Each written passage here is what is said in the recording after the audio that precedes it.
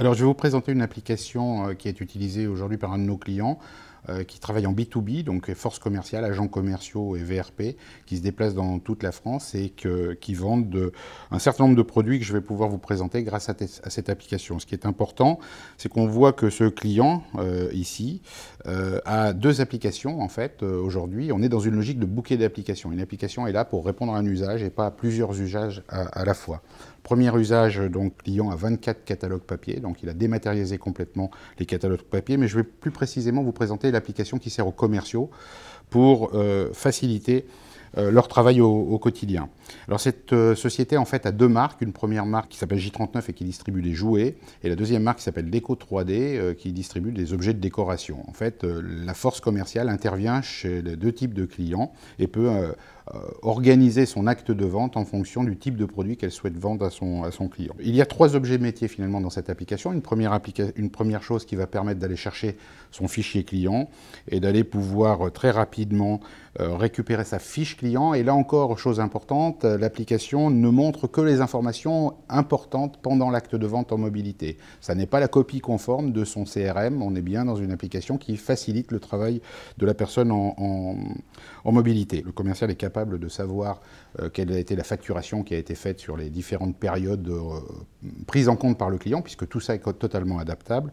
Je précise également que la charte graphique a été poussée par le client, et là aussi, on a des capacités d'adaptation sans problème. Donc là, on est sur la première fonction objet métier, qui est la partie client. Je vais le sélectionner. Et à partir de là, je vais pouvoir retourner dans le catalogue produit. Et là, vous allez pouvoir voir l'ensemble des catalogues produits que ces commerciaux vendent. Vous avez typiquement l'ensemble des produits qui sont remontés. Chose importante qu'on peut remarquer, là on est bien dans une logique de catalogue.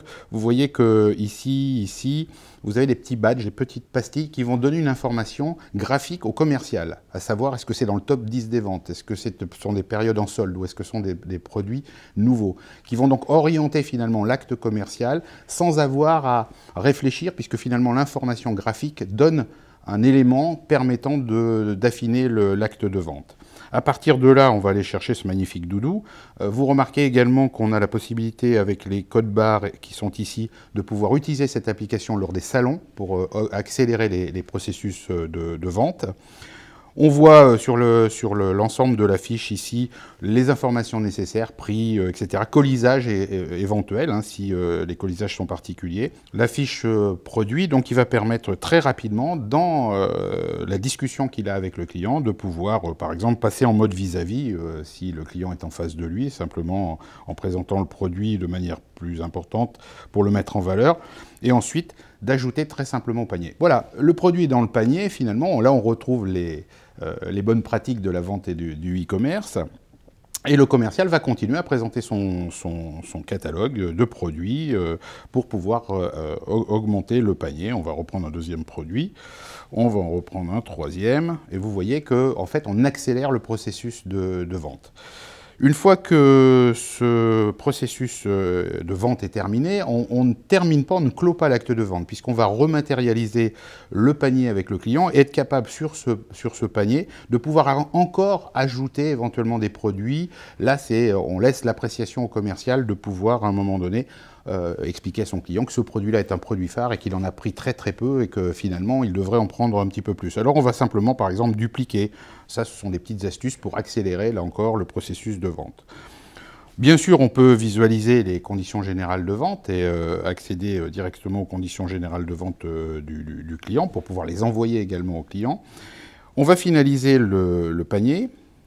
Là, vous allez retrouver des informations clés pour les commandes, date de livraison, qui peuvent être modifiées à tout moment, hein, bien évidemment, et ces informations sont remontées automatiquement dans l'ERP du client.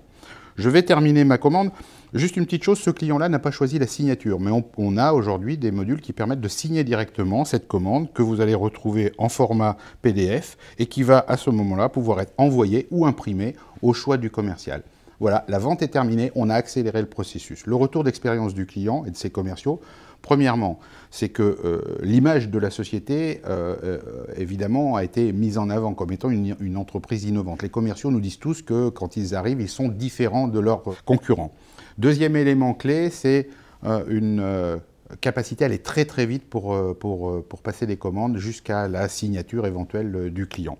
Et enfin, la troisième chose, c'est la remontée de toutes ces informations. Donc on ne ressaisit pas toutes ces informations, ce qui est souvent le cas aujourd'hui dans un certain nombre de TPE-PME qui travaillent encore avec des bons de commande papier, qui les obligent à ressaisir le soir les commandes. Tout ça se fait en temps réel.